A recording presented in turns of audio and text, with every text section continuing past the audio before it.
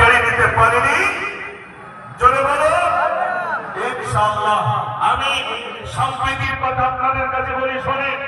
আহলে সুন্নাত ওয়াল জামাত এমন একটি সংগঠন, যে সংগঠন আপনারা দেখেছেন যেখানে অন্যায়, যেখানে জুলুম, সেখানে আহলে সুন্নাত ওয়াল জামাতের পক্ষ থেকে প্রতিবাদ চলছে।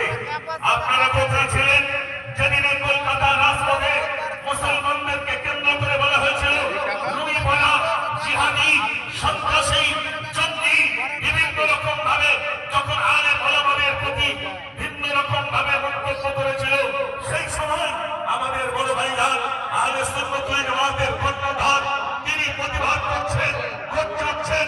আমি আপনাদের কাছে বলবো, আমরা ভাইজানের সঙ্গে ইনশাআল্লাহ মৃত্যুর আগ পর্যন্ত আমরা থাকতে রাজি আছি। ইনশাআল্লাহ রাজি আছেন? ইনশাআল্লাহ। আমার আমি একটা সম্প্রীতির কবিতা শোনাবো। নারে তাকবীর।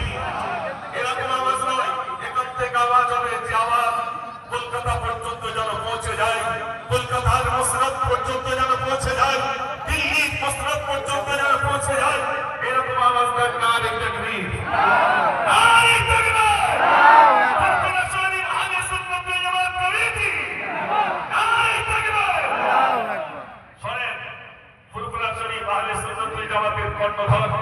কি শিক্ষা দিয়েছেন, আর সেই শিক্ষার কিছু আংশিক কথা আপনাদের কাছে বলি।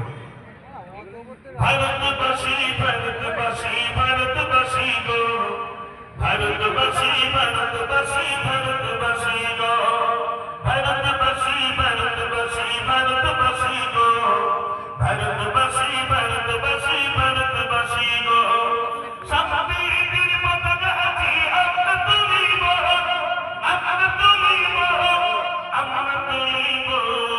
ভারতবাসী, ভারতবাসী, ভারতবাসী গো, ভারতবাসী, ভারতবাসী, চারিদিকে ঘুরে এসে সেই চলে ওই দোনটা চারিদিকে ঘুরে আর সেই চলে রবীন্দ্রনাথের নজরুলের জন্মভূমির দেশ, ক্ষুদিরামের আশফাকুল্লার বলিদানের দেশ, রবীন্দ্রনাথের নজরুলের জন্মভূমির দেশ।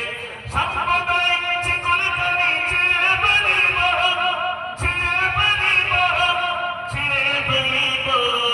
ভারতবাসী, ভারতবাসী, ভারতবাসী গো, ভারতবাসী, ভারতবাসী, ভারতবাসী গো।